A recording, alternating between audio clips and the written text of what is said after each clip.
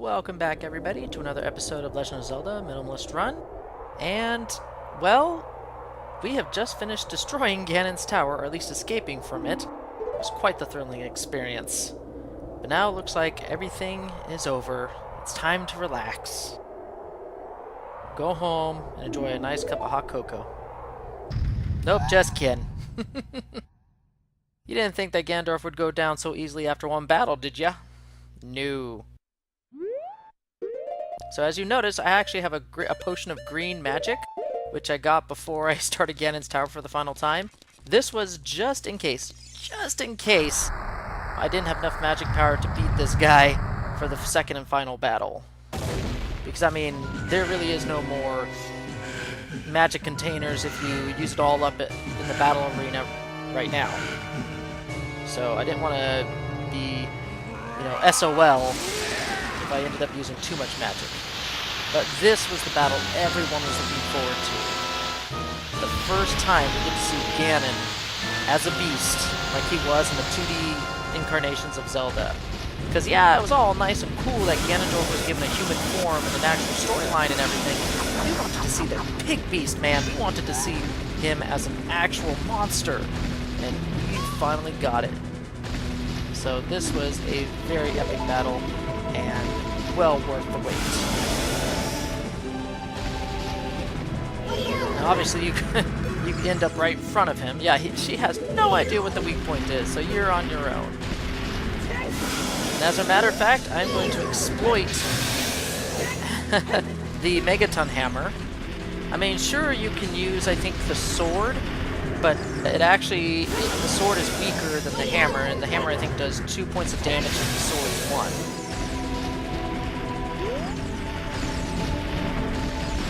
And you don't want to seed target him except for when you're behind him on his tail. Looking at his tail from behind him is the only time you should Z-target Ganon. Because if you Z-target him, you're never going to be able to roll under his legs and exploit the small gap between his 3D model. And that's the quickest and easiest way to get behind Ganon. Now what you're supposed to do is you're supposed to actually shoot him in the face with arrows, and that'll stun him so you can get behind him and hit his tail. But I mean, why do that when you can just roll between his legs? There's enough of a gap in his hitbox that they allow you to do that. So I don't see any reason why you would attack him or tackle this battle any other way. Oh, and I probably do want all these, that is, I think, the one and only pillar that he oh gosh, what are you doing, Link? That he destroys with his swords, that gives you magic container pots. Now this is a very, very nerve-wracking battle because, yes, it looks and appears easy, but if I mess up just a single bit, it's a one-hit kill for me. And he will wipe the floor with me with just one swing of his swords. Alright, we ain't done yet. Flames died down and we can go and get the Master Sword.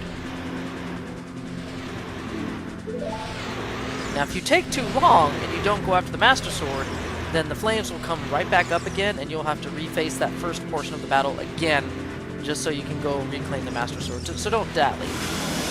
Quickly go grab the sword and come back.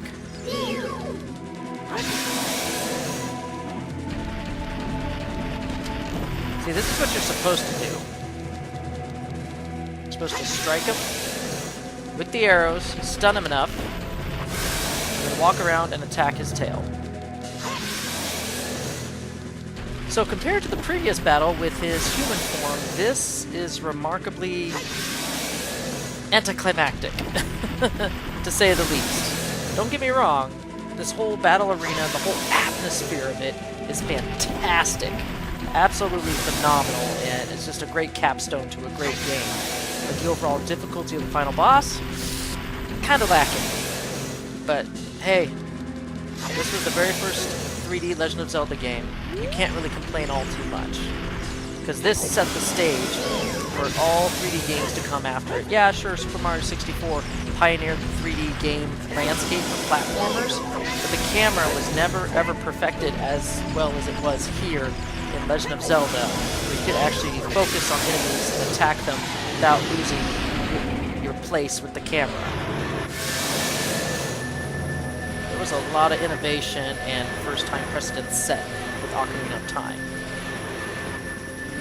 Now this was just epic right here, this whole sequence right now. Because, I mean, it just seems like Ganon is such a hugely powerful force that you just can't possibly beat him alone. You need the help of Zelda to hold him in place. You need the power of the Master Sword, which you just totally stabbed right through his skull. Pretty brutal. And he's still not dead. He can't be defeated. He's got the power of the Triforce. So she has to bring in the 6 sages, all the powers in the universe, to seal this evil beast away. He ain't dead, not by a long shot. They're even calling upon the ancient creators of Hyrule. Seal this evil beast away. Ganondorf is just literally has become that powerful. And it's all because he touched the Triforce and acquired the power of it. And of course the course of history in Hyrule was forever changed.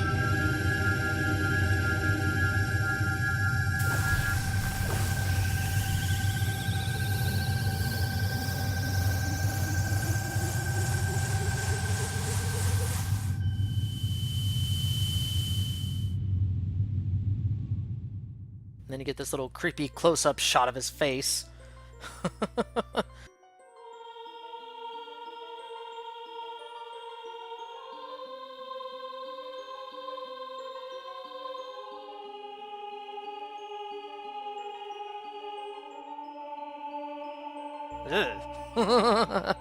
Kinda creepy. And this is where the timeline splits. If anybody follows the Zelda timeline, which a lot of people are thinking that Nintendo kind of just pulled it out of their butt, if you will, Ocarina of Time is the game which splits the timeline of all the games into 3 different timelines. An adult era, a child era, and then an era which, for whatever reason, Link gets defeated. And so a defeated era, where there is no hero. Regardless, this game is like the pivotal point where all the other games flowed afterward into 3 different timelines. If anybody wanted to have any sort of continuity, snarl, cohesion, there you go.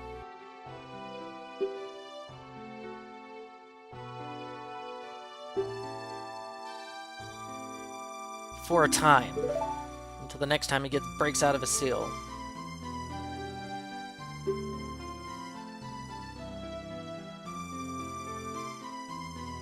Yeah, by dragging Link into going after the Master Sword, she opened the way to Ganondorf to get into the Triforce.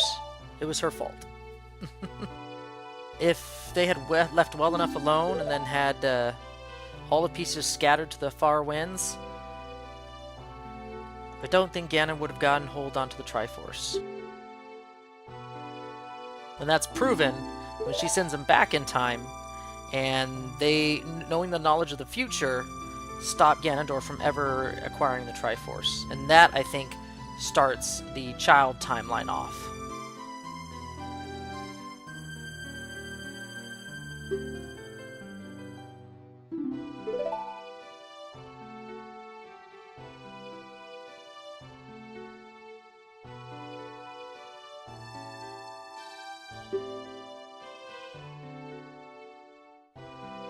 And then her sending him back also starts the adult timeline.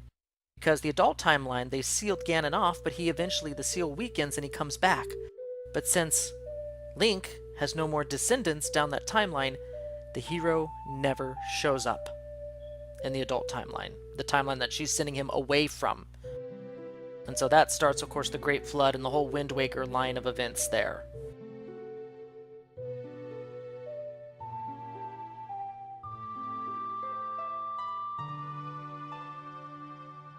So yeah, it's kind of funny. In the adult timeline, where Link no longer is existing, he's a legend, he's a hero.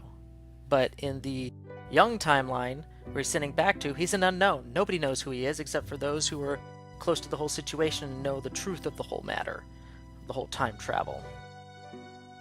So all said and done, this game was one of the most pivotal ones that I've ever played in my lifetime. This shaped a lot of my young gaming career and just my overall love and passion for games as a whole. This was unprecedented, this game. It was such an expansive, just fantastic journey and adventure that set the stage and the bar for every other 3D adventure game to come after it. Nintendo paved the way, and a lot of games afterwards have tried to copy a lot of things that this game got right the first time around. Now, future Zelda games polished a lot of the stuff and bad, quirky things that this game couldn't get right, but overall, there's no denying that this game was a trendsetter. It was just so much to do, so many places to go. It was absolutely fantastic. And the fact that they added the duality of the two worlds, like they did in Link to the Past, but in 3D form, like so you got the child timeline and the adult timeline, and you could influence both one and the other going back and forth. That's the type of interaction that just gives this entire game depth and a lot of replay value. Ah yes, there's the Deku Tree. The new Deku Tree, wherein the adult timeline in Wind Waker, you'll probably be meeting the new Deku Tree. So it makes sense that Forest Island was actually where the Deku Forest, the Kokiri Forest once was before it got flooded. Kind of a depressing thought, really.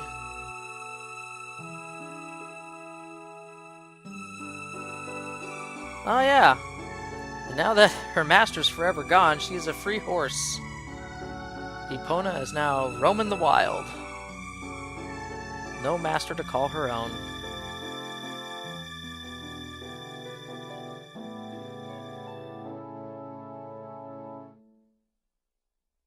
And now we get to the fun part of the credits. The dance party. This still makes no sense to me to this day. But apparently all the peoples in Hyrule get together and they start dancing around some bonfires in Lon Lon Ranch. Apparently Ingo and Talon have made up and they're good friends now. Totally drunk off their butts. Now here's my question. You'll see in here, there's a whole bunch of characters you'll notice, NPCs that you've met throughout the game, but you'll see that the Kokiri are part of them, like they're the windmill guy, they're spinning him around. The Deku Tree made a note saying that if they leave the forest, they will die or they'll fade away. So my question is, why are they even here in Lon Lon Ranch away from the forest, and they're still alive?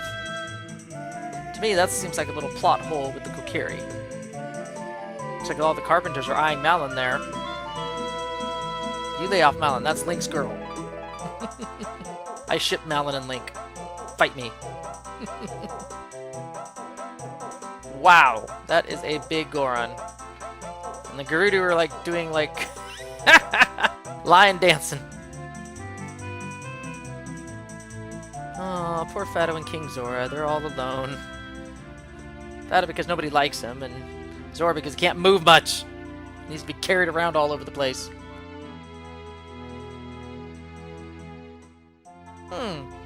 He probably senses his friend, Soraya, in the sky. The 6 Sages.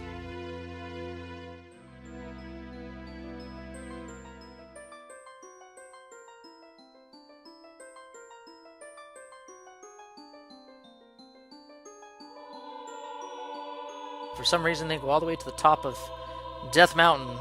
You can't see Lon Lon Ranch and all the party from here. But I guess they're going to have a little party of their own. Who knows?